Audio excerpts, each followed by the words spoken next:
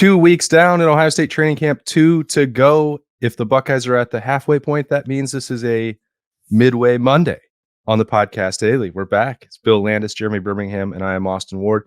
And there is still one extra week in there, the game week. Those are separate from training camp. So you can check my math. That's why I did it that way.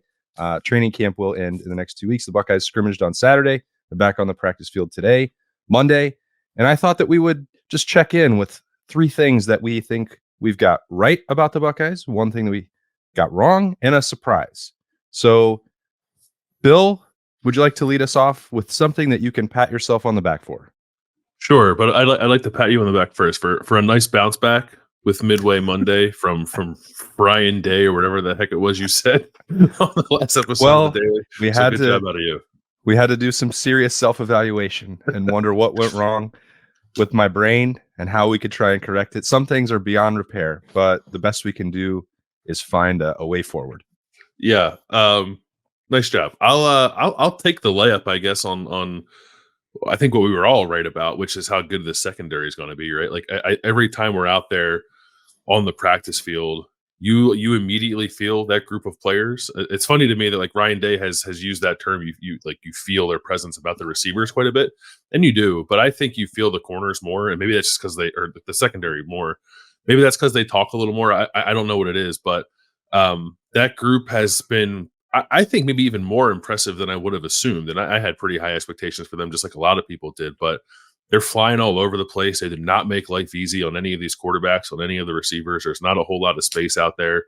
They're getting their hands on a lot of interceptions, which I think is encouraging. Like last camp, I know we talked a lot about getting a hand on the ball in general and kind of knocking it away. I feel like this camp, they've gotten more actual takeaways, which I know is a major point of emphasis for Jim Knowles. And then there's the depth that goes with that. It just doesn't matter kind of which group is out there, even the walk-ons like kind of bring it. So whether it's the 1s, the 2s, or the 3s, I don't know how you could watch this team practice and watch the secondary and think anything other than this is absolutely the best secondary in the country, because they are incredibly impressive. They're quite good. Well said. Berm? I mean, Jeremiah Smith's pretty good. I was right about that. Great call. But no, what's the window here for how long we're going back to, feel validated about? Because I feel pretty good about what I said about Josh Simmons before. But I did make it the camp BP that Sonny Styles would be the absolute starter at will, and I think I'm right about that. So far so good, pretty much. I've been pretty much right about everything. Wow, you're not going to have anything for the next segment, are you?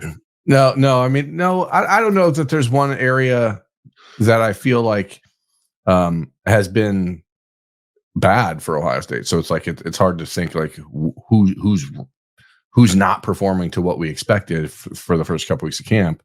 To be fair, we didn't get to see the scrimmage on Saturday and haven't heard a whole lot coming out of it, to be honest, which is actually a good thing. It means nobody, there probably weren't any major injuries or anything like that. So seems like things are moving in the right direction. But if I'm going to go with one thing, it's probably going to be that the offensive line has been better than people were giving it credit for being. So I'll steal Bill's thunder, and as the offensive line has been, even though they have been a little bit depleted with some illness and everything else, so that when we've seen them out there, they're actually moving the defensive line. They're actually, holding up and not losing every single rep like they were last fall and even in many cases in the spring. So I think it's moving in the right direction. And I think we all said, we were worried about the right guard position, but it seemed like the rest of the group was like, this might turn out to be okay when you're dealing with potentially 5 players who started games last year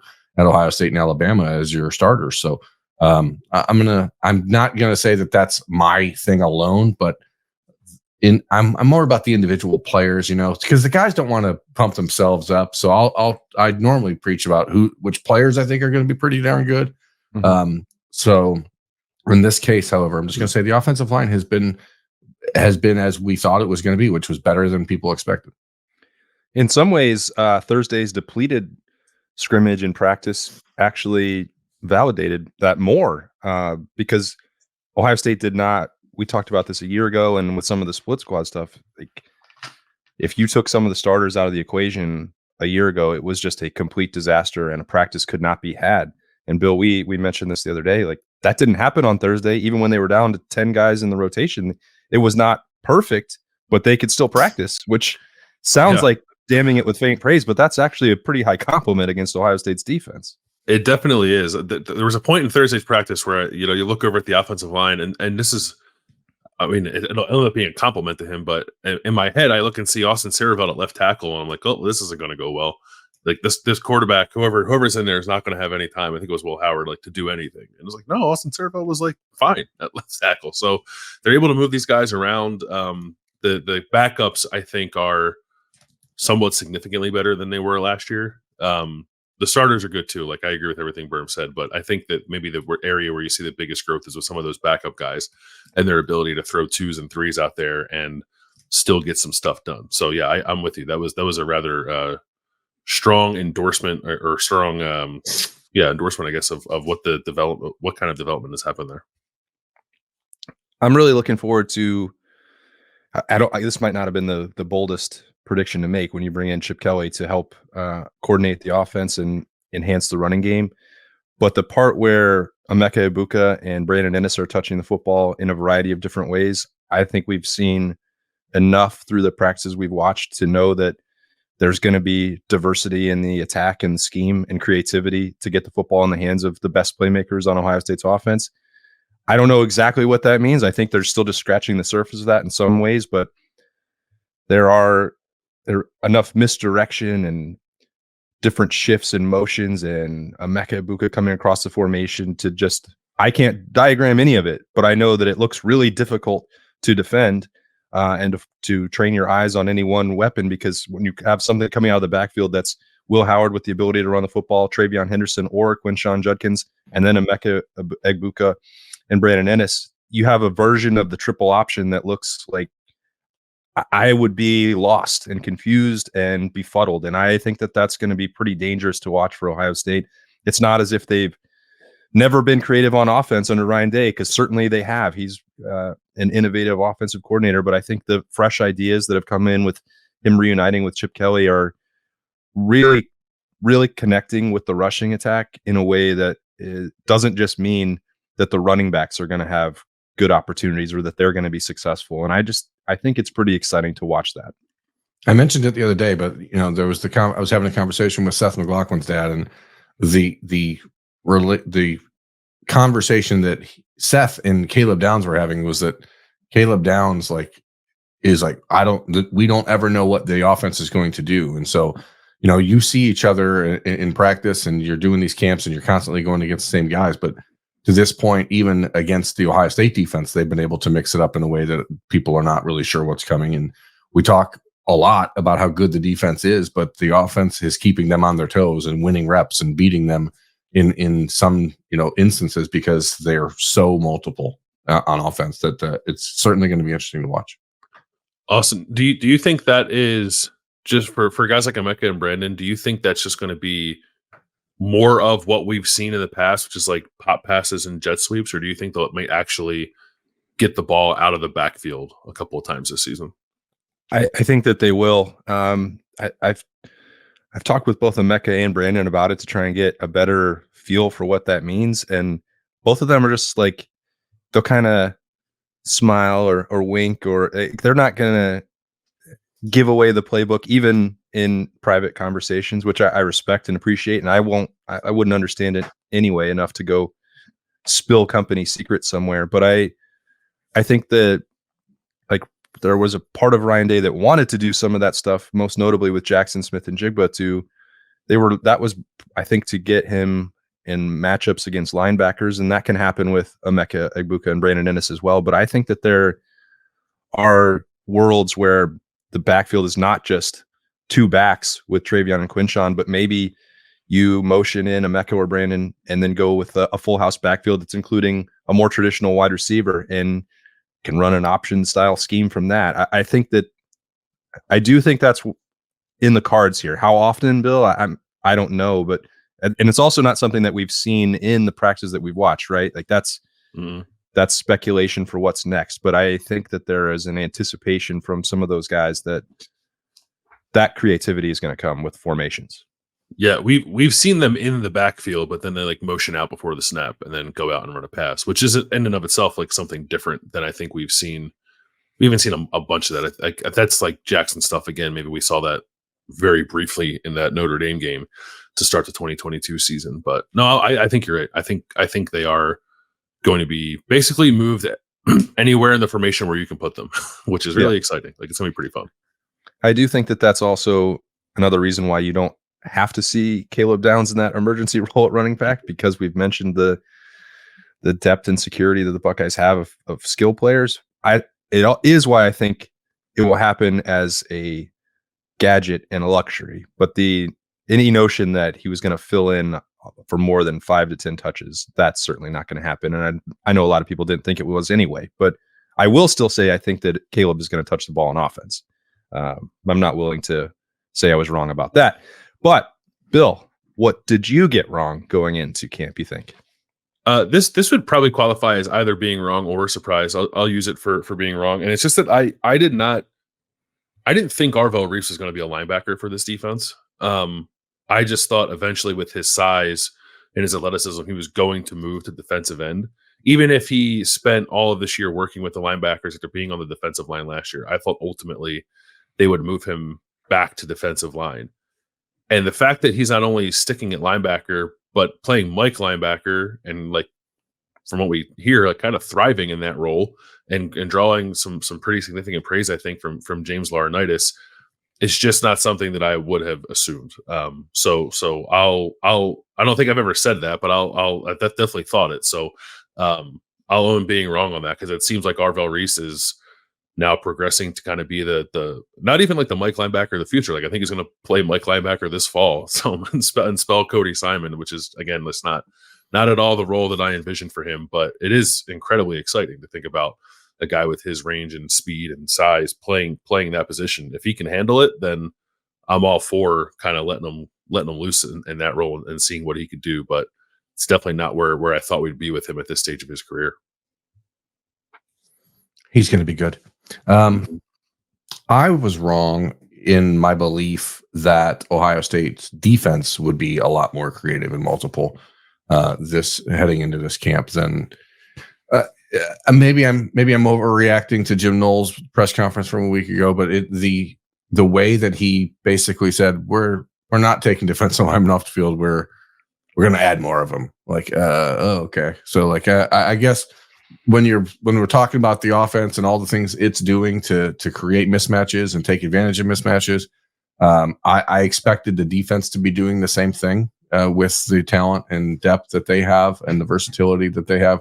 Not to say they're not doing some things like, adding a fifth lineman every once in a while or, keeping 3 linebackers out there. But I felt like this was a defense that has the opportunity to pretty much do whatever you want from snap to snap. And it seems like they're fairly content to just run the base stuff again, which is something I was wrong about, because I would not have anticipated that they would have felt like that was okay again. But here we are. Yeah. Are you frustrated by that? What did that was that visible? No, a little. I mean, you sounded a little bit more upbeat than Jim Knowles did.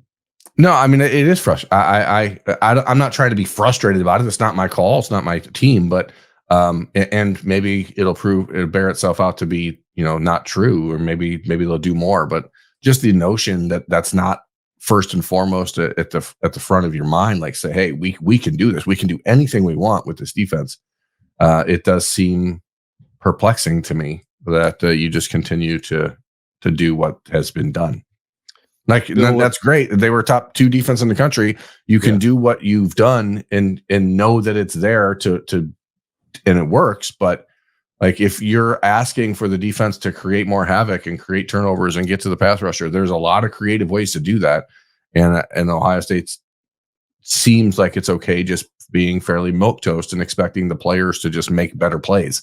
And I don't know how that is going to work out. And again, maybe I'm wrong. Maybe I'm wrong about being wrong. I don't know. That would be, too double negative there.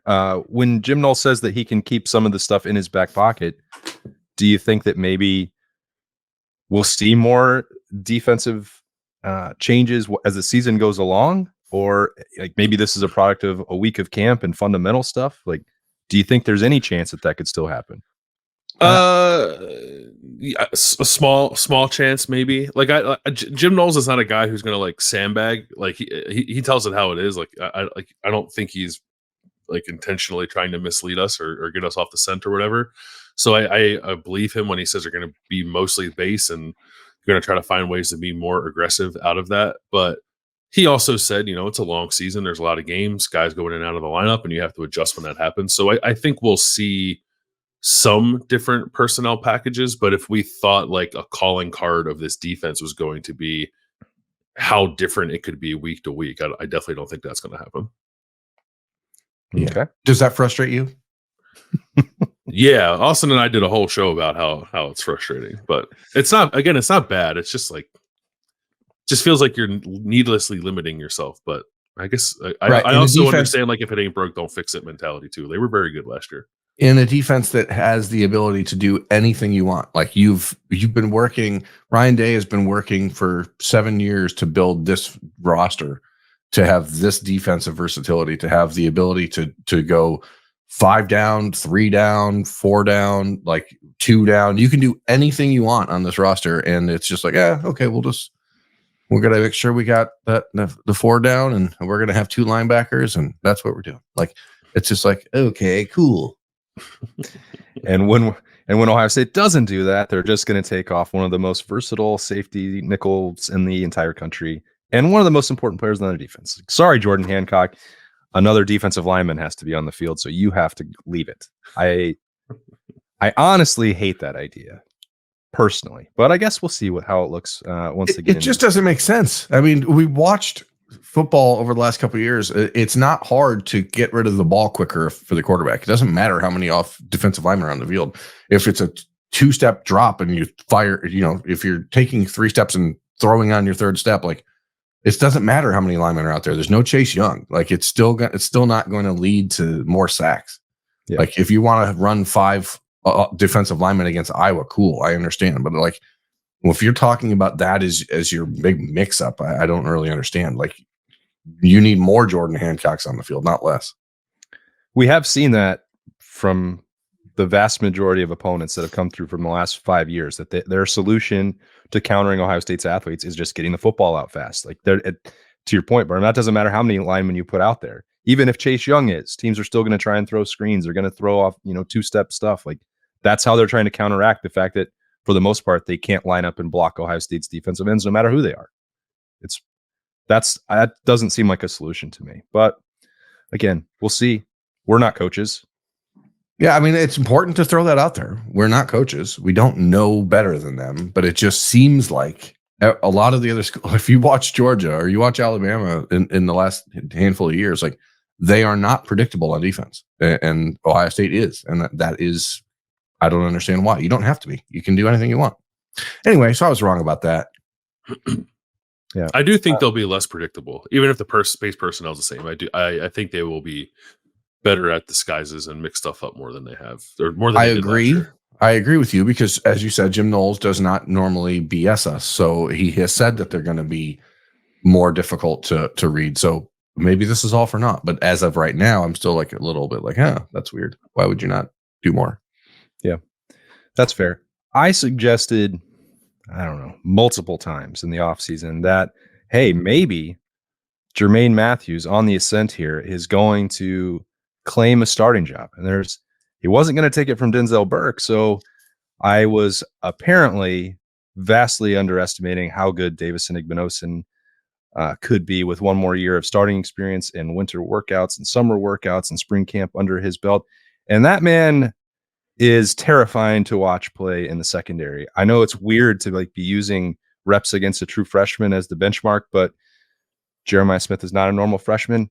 Davison Igbinosun is not a normal cornerback either. So I apologize for misleading anyone who thought that maybe this would be the year.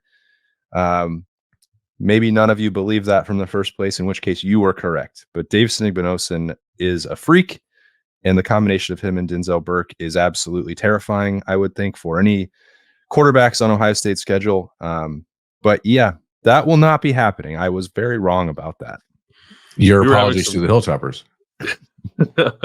We were having some conversations on the board at Rivals about this, and people are like, "Can they get IGB back next year?" Like, that dude is not going to be back here next year. He sure isn't. He's absolutely going to the NFL after this year. It's actually an interesting discussion because I think that there is a scenario where he does find it valuable to come back. Number one, corners are pretty deep in this upcoming draft. Number two, because the awareness of him right now is sort of localized. I don't think that nationally people are as aware of him as they probably should be. And unless he goes out and has like a couple really big games early in the season, I don't know that people will be hip to everything he's capable of. I think the NFL scouts are quite hip to what Davison Igbinosun is doing. Maybe. But if he's not a first round guy, like if he's not being talked about, mocked up as a first round guy by the end of October, I don't know that the conversation changes. Obviously, Bill and I both said, like, I said I thought that he will be drafted ahead of Denzel Burke next year. So I haven't changed my mind on that. But I'm saying that he's sort of a secret right now when it comes to nationally and how he's viewed. But that's because people are not seeing him. And like, when you watch him against Jeremiah Smith, like you're like, oh, that dude like wants that matchup, which is all you need to know about Davison Igbinosun. When you look up, remember that dog meme, with the guy with the dog in his chest? Yeah.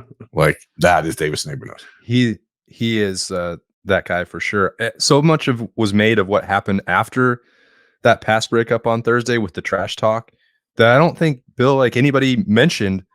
Well, both of them were going up for a pretty well thrown ball, contested catch opportunity. Like Jeremiah nearly had a chance to make it. The competitiveness, like through the entire snap for Igbinosun. Yeah. Forget about what happened afterwards. Like everything he did on that play up to that point was perfect. Like you cannot do it any better. No, I think playing through the ball is maybe the most important thing there, right? Like he had good positioning. Obviously, he has incredible length for a corner, but it wasn't like the ball went up in the air and then it got to Jeremiah Smith and he just couldn't corral it. He couldn't bring it in because Davison Igbinosun like kind of punched through the ball at the end, which is like, again, I think that goes back to some of the stuff they're emphasizing with the turnovers. Just seems like to a man, I think the secondary is much better and much more intentional about kind of finding the ball. But that play was a tremendous example of it. Yeah. Berm, do you have a surprise for camp at this point? I'm surprised at how comfortable I would be if James Peoples and Sam Williams-Dixon were the only running backs on the Ohio State roster. Oh man, that's a surprise. Look what I did to Bill. My goodness.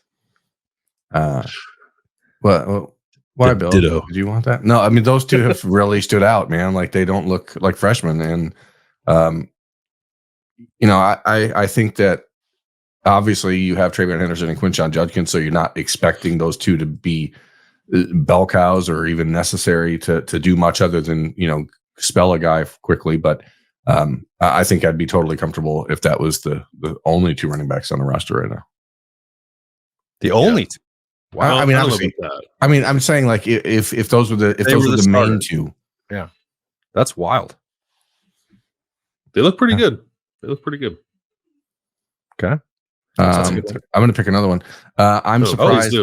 I'm surprised at how different the level of respect and admiration for Cody Simon is than I really understood heading into camp. That dude is like, he obviously we had conversations at Big Ten Media Days with guys and they were like, oh, Cody should be the block O. But when you listen to people talk about him, the way he is revered around there is pretty intense. So, when he announced very understatedly that he was returning to Ohio State this year, people are like, oh, who cares? Where else is he going to go? That comment. But he's like apparently pretty damned important for this defense. So it feels like he is going to be the block O, right? That every day the sentiment grows for that. Seems like it is progressing that way. Yeah. Okay. Did you have anything left, Bill?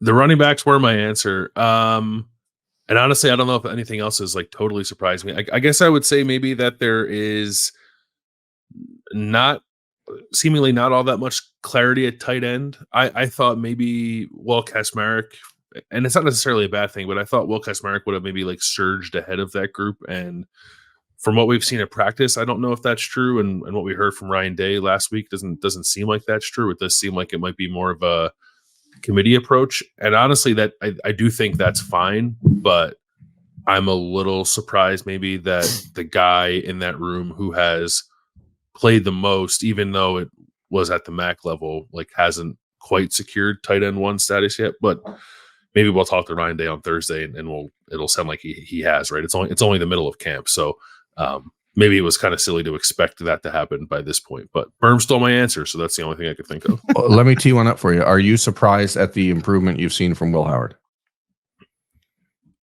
He's. I thought he would improve. He has probably improved more than I thought he would. Yeah, he has improved more than I would have assumed a guy that's as old as him could have improved. I think at a certain point you just sort of are who you are. And maybe I would have thought that about Will. I think I probably did think that about Will Howard, and he has seemed to make progressions in a few different areas. So yeah, that's a good one. I think that's one of the most impressive things about it is that he's had 4 years of, I don't know, consistency at a place, and he had a decent level of success at Kansas State. It's hard to change your habits, change the way you eat, the way you work out. He has taken this challenge of going somewhere new and being pushed to do things in a different way at 22, 23 years old, which is what he wanted. He said in January when we talked to him, the choice was to take his luck at the NFL or let somebody else give him different coaching, different training, different perspective, and get better and get out of whatever comfort zone may exist. That's hard for anybody, no matter what age you are, but especially after you've had the level of success and familiarity that he did at Kansas State. So that, I think that's worth mentioning, because what you're saying, Bill, you wouldn't expect somebody to make that sort of jump physically, or even what we've seen with the way he's throwing the ball now compared to March and April, like at that age. Like, it doesn't generally happen that way. That's a tribute to him. Yeah. I joked about it. Sorry, go ahead, bro. Sorry. I joked about it like 2 weeks ago, like the difference between an Ohio State strength and conditioning program versus Kansas State. But Will said himself, like, he's never received this level of coaching before. And so that, I think it's sometimes overlooked when you talk about the difference between the elite programs nationally and what everyone else is. Like, that's where Ohio State is elite. Like, they are still, I know there's something that will say that they don't develop or whatever the way they used to, but like, you're still dealing with one of the 3 or 4 best programs in the country. And like, that jump happens when you get around coaches that actually know what they're talking about. Yeah, I was just going to say that I think it would almost be, it's not necessarily human nature, and I don't know that we've actually seen an example of this, but it wouldn't surprise me if there was ever a mindset for someone who thought, well, I'm like a fringe NFL player, I'm going to go to Ohio State, but the only thing that'll improve my NFL draft stock is simply being associated with Ohio State, not putting in any other extra work, not actually trying to make myself better, just having that tag next to my name. And Will has definitely not done that. Like, he will get that boost, I think, because I do think that boost is real, because people respect what Ohio State does as a program. But he, as an individual, has clearly taken initiative to make himself better physically, and I think he probably feels like he has has a better football IQ now that he's been at Ohio State too. So across the board, I think he's taken steps, and I'm excited to see what he does in the fall. There was a safety that transferred into Ohio State 2 years ago that I think took that tact and did not work out. Yeah. It didn't. Probably not. Surprise. I was going to talk about Arvell Reese for my surprise, but Bill already did that. So I think we can wrap it up with a midpoint Monday. We will be at Roosters later today as we get ready for this week ahead. We're expecting, we don't have any access with the Buckeyes until Thursday. We're waiting to hear if there is another open practice opportunity. We hope that there will be. We'll knock on wood for that. But Thursday would be the big one with the coordinators and Ryan Day, as this is the real dog days of training camp, the lockdown mode for the Buckeyes as they get ready and get the opener within sight at the end of the month. Thanks for kicking off this week with us right here on the Podcast Daily. For Bill and Berm, I'm Austin. We will talk to you later.